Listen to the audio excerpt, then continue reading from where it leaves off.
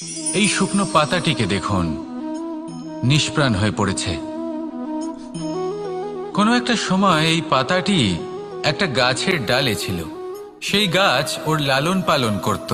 যখন যখন বাতাস বইত, এই পাতায় কম্পন দেখা দিত, মনকে প্রফুল্ল করে তুলত। কোনো একদিন এই পাতা গাছের ডাল থেকে ঝরে পড়ে গেল। নিঃসন্দেহে ও নিজের স্বাধীনতা পেল, কিন্তু আস্তে আস্তে শুকিয়ে গেল, নিষ্প্রাণ হয়ে গেল। দেখুন, আমি এই কথা বলছি না যে স্বাধীনতা অনুচিত, কখনোই না। কিন্তু যে কোনো পরিস্থিতিতে স্বাধীন হতে চাওয়া এটা নিশ্চিতরূপে অনুচিত। আমরা যদি আমাদের জীবনে পরিবারের গুরুত্ব ভেবে দেখি, তাহলে এই পরিবারে যতই মতভেদ থাকুক না কেন, যতই মনোমালিন্য থাকুক না কেন, যতই বিবাদ থাকুক না কেন, এই সব মিটিয়ে নেওয়া অত্যন্ত প্রয়োজনীয়। সেই সবকিছু সমাপ্ত করা অত্যন্ত প্রয়োজনীয়। কখনো এই পরিবারকে ভাঙতে দেবেন না, কখনো এই পরিবার থেকে দূরে চলে যাবেন না। এই পরিবার হলো আমাদের জীবনের একটা অমূল্য সম্পদ, অমূল্য এক আশ্রয়, যা এই সংসারে হয়তো কোথাও আপনি পাবেন না। তাই একে আগলে রাখুন। ভেবে নিন আপনি পাতা আর আপনার পরিবার সেই গাছ। আসুন আমার সাথে ভালোবেসে বলুন, রাধা রাধা। অনেক সময় আমরা জীবনে অনেক মানুষকে এমন বলতে শুনে থাকি যে আমি অসফল হয়েছি কারণ আমার সময় ভালো যাচ্ছিল না। আমি এই জিনিসটা লাভ করতে চাইছিলাম কিন্তু করতে পারলাম না কারণ আমার সময়টা ভালো যাচ্ছিল না। আমি আমার জীবনে ওই মহান কাজটা করতে চাইছিলাম কিন্তু করতে পারলাম না। কেন? কারণ আমার সময়টা ভালো যাচ্ছিল না। কিন্তু যে মুহূর্তে ভালো সময় আমার জীবনে আসবে, আমি সব কিছু প্রাপ্ত করব। এমন প্রায় প্রত্যেকেই বলেন। আসুন একটা কথা বোঝা যাক। একজন মালিকে দেখুন, সে প্রত্যেক দিন গাছের সেবা করে, তাকে জল দেয়, তার যত্ন আত্তি করে। কেন? প্রত্যেক দিন সেই গাছ ফল দেয় না।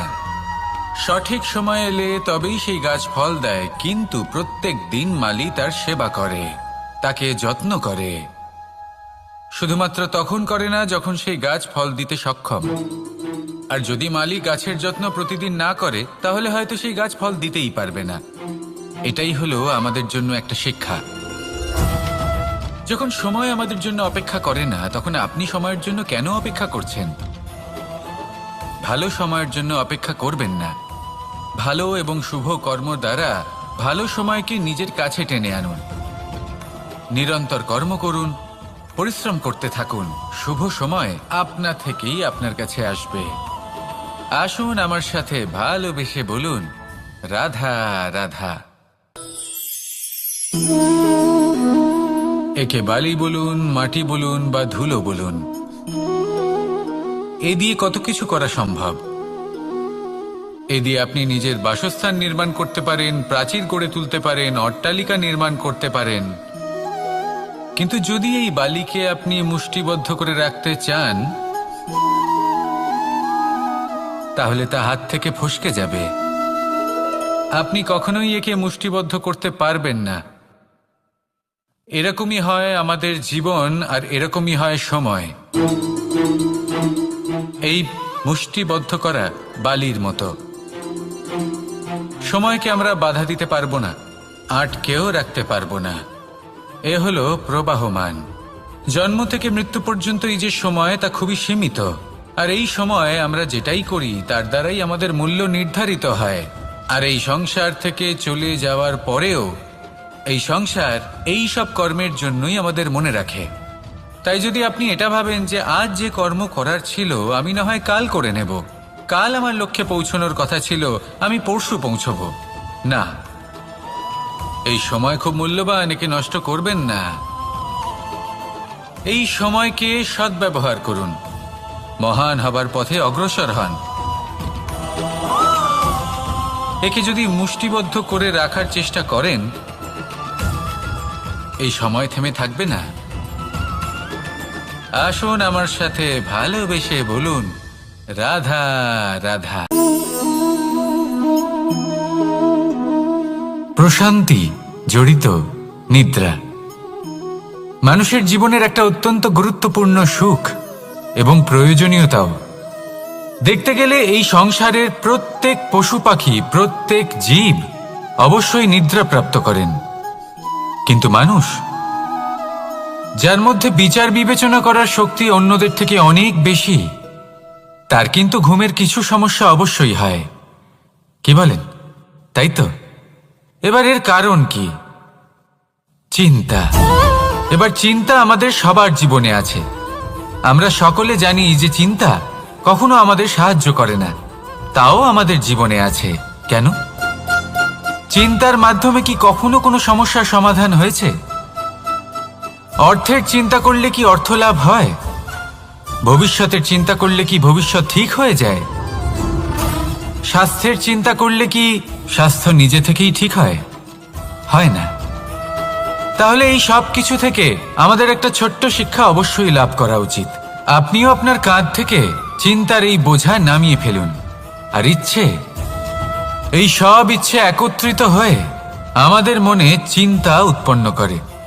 তাই এই চিন্তাগুলিকে ত্যাগ করুন। প্রকৃতির প্রেমের উপর বিশ্বাস রাখুন। মনে রাখবেন, যিনি চিন্তামুক্ত হবেন তিনি চিতামুক্ত হবেন। সুখের নিদ্রা প্রাপ্ত করুন, আর নিদ্রায় যাবার আগে আমার সাথে ভালোবেসে বলুন, রাধা রাধা। মহাদেব, সেই দেবতা যিনি মহান, যাকে দেবতাদের দেবতা বলা হয়, যিনি হলেন আমার আরাধ্য।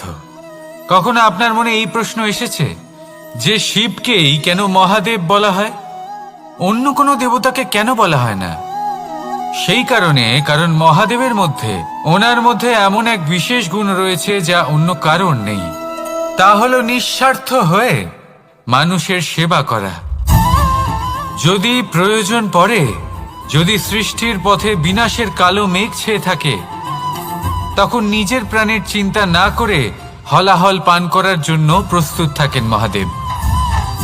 আর এই অদ্বিতীয় ত্যাগের জন্যই শিবকে মহাদেব বলে ডাকা হয়। এবার যদি কোনো মানুষও নিঃস্বার্থ ভাবনার দ্বারা নিজেকে অর্পণ করে দেয় এই জগতের কল্যাণের জন্য, মানুষের সেবার জন্য, তাহলে তিনিও মহাপুরুষ, মহামানব হতে পারেন। যদি কেউ অভুক্ত থাকেন, তাহলে নিজের থালা থেকে অর্ধেক খাবার তাকে দিয়ে দিন। যদি কেউ অসুস্থ হন, তাহলে তাকে সেবা করার, চিকিৎসা করার চেষ্টা করুন। এই জীবন শুধু নিজের জন্য নয়, অন্যদের প্রতি, সমস্ত সংসারের প্রতি উৎসর্গ করুন। যদি এইসব মানুষ শিখে যান, তাহলে তিনি মহাদেবের পথে অগ্রসর হতে পারেন। যদি মানুষ নিঃস্বার্থ ভাবনার দ্বারা এই সংসারের সেবা করতে শিখে যান, তাহলে তিনি নিশ্চিত রূপে মহামানব অবশ্যই হতে পারবেন। আসুন আমার সাথে ভালোবেসে বলুন, রাধা রাধা। স্বর্ণ, হিরে, মুক্ত, মানিক, এই সব কিছুকে আগে পাথর বলা হতো। তাহলে এমন কি হলো যে এদের রত্ন বলা হয়? আর রত্ন তা বাস্তবে আসলে কি? এটা হলো সেই পাথর যাকে আগে আগুনের তাপ সহ্য করতে হয়েছে, পরখ করা হয়েছে, যাচাই করা হয়েছে, এদের কাটার চেষ্টা করা হয়েছে, কিন্তু তারা কখনোই নষ্ট হয়নি, বরং তারা আরো উদ্ভাসিত হয়েছে, আরো উজ্জ্বল হয়েছে, এই সংসারে আরো প্রকাশ ছড়িয়ে দিয়েছে। সেই জন্য এরা হলো এত অমূল্য, সেই জন্য এরা হলো বহুমূল্য, সেই জন্যই এদের রত্ন বলা হয়। এবার মানুষের কাছেও এই নির্বাচনের অধিকার রয়েছে যে আমরা শুধু পাথর হয়ে থাকব নাকি রত্ন হয়ে থাকব। কিভাবে? আমাদের জীবনেও অনেক সমস্যা রয়েছে, বাধা আছে, বিপত্তি আছে। আমরা সেই বাধার তাপে উত্তপ্ত হই, এই সমস্যা আমাদের কাটার চেষ্টা করে। অনেক মানুষ বিভিন্ন পরিস্থিতি আমাদের ভাঙার চেষ্টা করে, কিন্তু আমাদের নষ্ট হলে চলবে না। যেভাবে এই রত্ন সমস্যার সম্মুখীন হয়ে পাথর থেকে রত্ন হয়েছে, সেইভাবেই আমাদেরও আমাদের সমস্যার সম্মুখীন হয়ে রত্ন হয়ে উঠতে হবে, এই সংসারে প্রকাশের স্রোত হয়ে উঠতে হবে। তাহলে এটাই করুন আর আমার সাথে ভালোবেসে বলুন, রাধা রাধা। সংসারে সব থেকে বড় শক্তি আসলে কি? কেউ বলবেন শারীরিক শক্তি, কেউ বলবেন অস্ত্রের শক্তি, কেউ বলবেন জ্ঞানের শক্তি। ঠিক আছে, কিন্তু যদি আমি বলি সংসারের সব থেকে বড় শক্তি হলো শক্তি কোনো এক তথ্যের, আগে হ্যাঁ, তথ্য। এই তথ্য নিজেই কিন্তু খুব শক্তিশালী, অত্যন্ত শক্তিশালী অস্ত্র হলো এই তথ্য। আর সত্যি বলতে অনুচিত তথ্যের থেকে অনেক বেশি ঘাতক হলো অসম্পূর্ণ তথ্য। যেরকম আজ শাম্ব রুক্মির সাথে করেছে, ওকে অসম্পূর্ণ তথ্য দিয়েছে, তার ফলে বিনাশ হলো। যদি এইভাবেই আপনার কাছেও কোনো অসম্পূর্ণ তথ্য আসে, আর যদি আপনি তা পরখ না করে দেখেন, যাচাই না করে দেখেন, আর নিজের কর্ম করেন, তাহলে উত্থানের বদলে আপনি পতনের সম্মুখীন হবেন। বিকাশের বদলে আপনার বিনাশ হয়ে যাবে। মনে রাখবেন একটা অত্যন্ত গুরুত্বপূর্ণ কথা, সঠিক তথ্য পাওয়া সঠিক তথ্য দেওয়ার থেকে অনেক বেশি গুরুত্বপূর্ণ। আশা করি এই কথা আপনি বুঝেছেন। জীবনে যখনই কোনো তথ্য আপনি পাবেন, সেই বিষয়ে ভেবে দেখুন, পরখ করে দেখুন, যাচাই করুন, তারপর নিজের কর্ম করুন। আর আমার সাথে ভালোবেসে বলুন, রাধা রাধা। ধর্ম এবং প্রেম, এই দুই হলো একই মুদ্রার দুই পিঠ। যদি এদের মধ্যে কোনোটা নষ্ট হয়ে যায়, তাহলে দ্বিতীয়টাও থাকে না। কখনো ভেবেছেন এমন কেন হয়? তার জন্য আগে আপনাকে বুঝতে হবে যে ধর্ম আসলে কি। ধর্ম সেটাই যা এই সংসারের প্রত্যেক মানুষকে একে অপরের সাথে সুখ এবং শান্তিতে থাকতে প্রেরণা যোগায়। এই প্রেরণার আধার হলো প্রেম। প্রেম সেটাই যা আপনার মধ্যে অন্য কারোর প্রতি করুণাবোধ জাগিয়ে তোলে, সম্মান জাগিয়ে তোলে। এবার যদি প্রেম চলে যায়, তাহলে সবার আগে বিনাশ হবে সম্মান আর করুণাবোধের। এবার যেখানে না প্রেম রয়েছে, না সম্মান রয়েছে, না করুণা রয়েছে, সেখানে ধর্ম কিভাবে বাস করবে?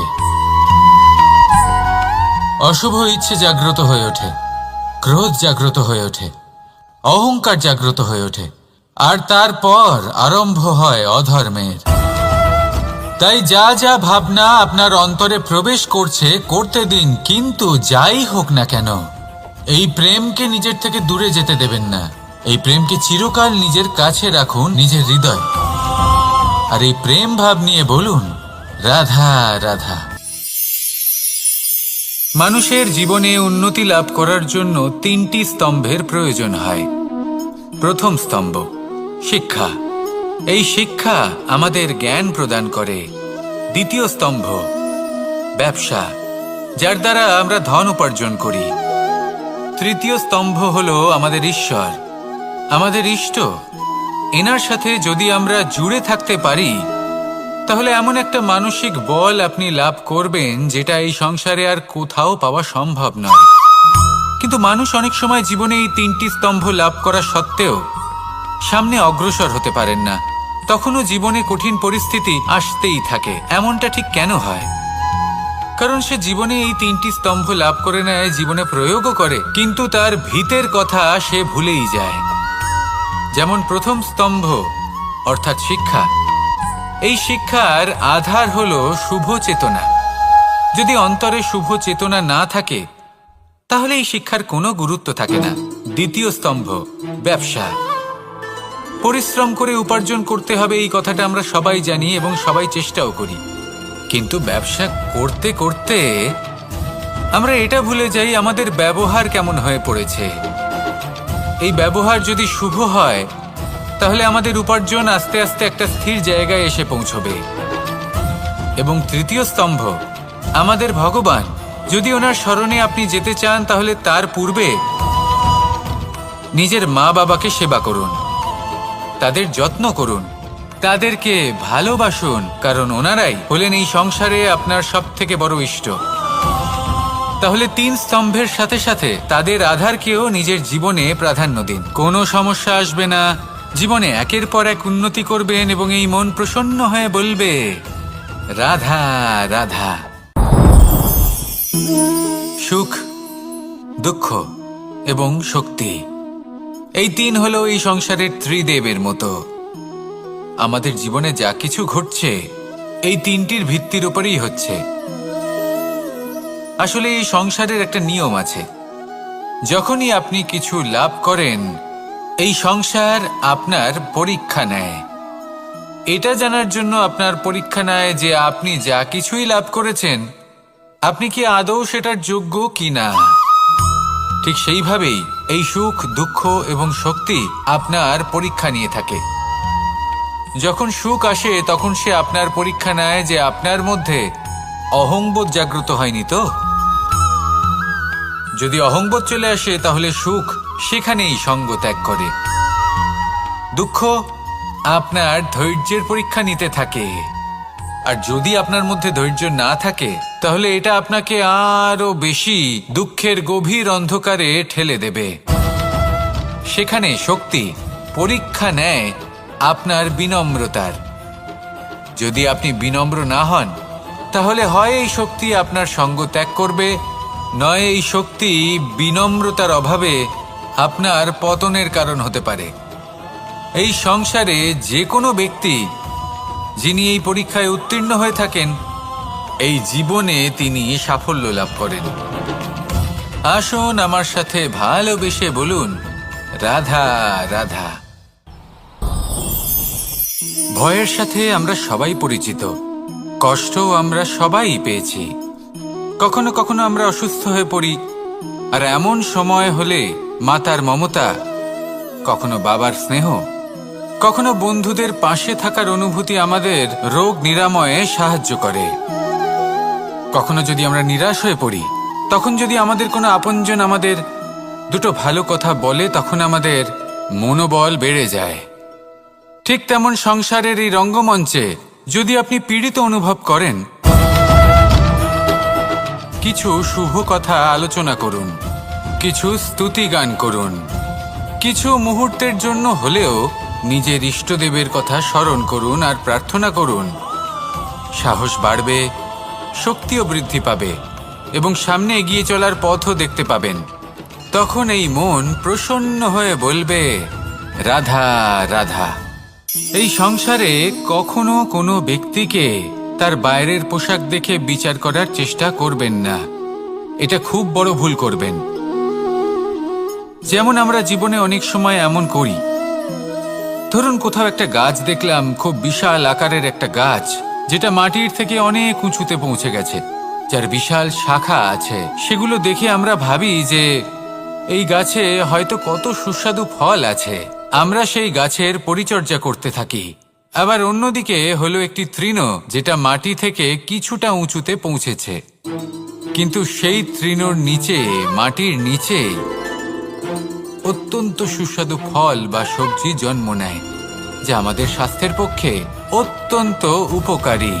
সেই জন্য কখনো আবরণ দেখে কাউকে বিচার করতে চেষ্টা করবেন না। তার বদলে এটা বোঝার চেষ্টা করুন যে আপনার সামনে যে ব্যক্তি আছে বা বস্তু আছে তার বিশেষত্ব কি। যদি এই বিশেষত্ব বোঝার ক্ষমতা আপনি অর্জন করেন, যদি এই শিল্প আপনি নিজের ভেতরে জাগ্রত করেন, তাহলে এই সংসারে বিশেষত্ব কি সেটা আপনি জানতে পারবেন। আর এই সমস্ত খেলা দৃষ্টি থেকে নয়, দৃষ্টিভঙ্গি থেকে জন্ম নেয়। দৃষ্টিভঙ্গি সবসময় শুভ রাখুন আর আমার সাথে ভালোবেসে বলুন, রাধা রাধা। যখন আমরা কোনো বনে প্রবেশ করি তখন এই সবুজ ঘাস দেখে, এই কোমল ঘাস দেখে আমাদের মন প্রফুল্ল হয়ে ওঠে। ভিন্ন ভিন্ন প্রজাতির ফুল, ভিন্ন ভিন্ন রঙের ফুল দেখে এই মন আনন্দে ভরে ওঠে। এখানে শিশুরা আনন্দ লাভ করে, বড়রা ভোজন গ্রহণ করেন, কথাবার্তা বলেন, হাঁটাহাঁটি করে বেড়ান। এবার ভেবে দেখুন, যখন এই উপবনের নির্মাণ হয়েছিল সেই সময় যদি এই মাটিকে সঠিকভাবে খনন না করা হতো, যদি তাতে সঠিকভাবে বীজ রোপণ না করা হতো, যদি কোনো সংঘর্ষ না হতো, পরিশ্রম না করা হতো, যদি চলতে চলতে পায়ে কাঁটা না বিঁধে যেত, তাহলে এই সুন্দর বন দেখে আমরা কি এই আনন্দ লাভ করতে পারতাম? কখনোই নয়। ধরুন কোনো নদীর তটে সুন্দর একটি বন আছে, সেই বনের আনন্দ লাভ করতে গেলে আপনাকে সেই নদী পার করতেই হবে। যদি সুখের নদীর কাছে পৌঁছতে চান তাহলে তটে যে কাঁটা রয়েছে সেগুলোর সাথে সংঘর্ষ করতেই হবে। এই সংসারে যদি আপনি সুখ লাভ করতে চান তাহলে সুখ লাভের এই যাত্রা শুরু করতে হবে সংঘর্ষ দ্বারা। তাহলে সংঘর্ষকে স্বাগত জানান, এর পেছনেই সুখ রয়েছে যা আপনার জন্য অপেক্ষা করছে। এবার হাসুন আর আমার সাথে ভালোবেসে বলুন, রাধা রাধা। সংসারে আমাদের জীবনের সবথেকে বড় দোষ কি আপনি জানেন? কেউ বলবেন লোভ, কেউ বলবেন লালসা, কেউ বলবেন অসত্য। দেখুন, দুঃখের মূল কারণ হলো পরিশ্রম না করা। কিছু মানুষ ভাবেন যে আমি জীবনে কোনো পরিশ্রম করব না, অথচ আমি সবকিছু প্রাপ্ত করতে চাই। আর এমন এক কারণের জন্যই দূতের মতো খেলা আমাদের জীবনে প্রবেশ করার সুযোগ পায়। দূত। এই দূত আসলে কি? দূত অর্থাৎ কোনো পরিশ্রম ছাড়াই অন্য কেউ পরিশ্রম করে যা অর্জন করেছেন, যে সুখ সুবিধা অর্জন করেছেন, তা নিজের জন্য শুধুমাত্র একটা খেলার মাধ্যমে নিজের করে নেবার ইচ্ছে। আর এই ইচ্ছে অত্যন্ত বিনাশকারী হতে পারে। এই ইচ্ছে যদি আপনার বিবেক, আপনার মন, আপনার চেতনা, আপনার ভাবনা প্রবাহিত করে ফেলে, তারপরে আপনি চেষ্টা করতে শুরু করে দেবেন, আর সেইখান থেকেই আপনার পতন শুরু হবে। এই চেষ্টা করবেন যে অন্য কারোর জীবনের সমস্ত ধন, তার সমস্ত জীবন সম্পূর্ণভাবে নিজের করে নেওয়ার। কারণ প্রথমে আশা জাগ্রত হয়, আর এই আশা হতাশায় পরিণত হতে সময় লাগে না। এই হতাশা কুণ্ঠায় পরিণত হতে সময় লাগে না, কুণ্ঠা লোভে পরিণত হতে সময় লাগে না, আর এই লোভ প্রতিশোধ স্পৃহাতে পরিণত হতে সময় লাগে না। আর যখন এই সব কিছু হয়, আপনি দুষ্ট হয়ে যান। আর সবাই জানেন যে প্রত্যেক দুষ্ট ব্যক্তির পতন হলো অবশ্যম্ভাবী। তাই নিজেকে দূতের থেকে দূরে রাখুন আর পরিশ্রমকে নিজের কাছে টেনে নিন। জীবনে আপনার যা যা স্বপ্ন রয়েছে, যা আপনি করতে চান, শুধুই পরিশ্রম দ্বারা অর্জন করুন। তাহলে তাই করুন আর আমার সাথে ভালোবেসে বলুন, রাধা রাধা। জীবনে কিছু শেখা অত্যন্ত গুরুত্বপূর্ণ। এবার কি কি শিখতে হবে সেই সব শেখানোর জন্য অনেক শিক্ষক রয়েছেন, কিন্তু কি শিখবেন না আর কি করবেন না, এটা আমাদের নিজের অভিজ্ঞতা দিয়েই শিখতে হয়। কিন্তু তার মানে এটা নয় যে যদি আপনাকে শিখতে হয় যে আগুনের তাপ কতটা, আপনাকে আগুনের মধ্যে হাত দিতে হবে। না, অন্য কারোর অভিজ্ঞতা দ্বারাও শিখতে পারেন। প্রশ্ন শুধুমাত্র একটাই যে আপনি কি শিখতে চান নাকি চান না।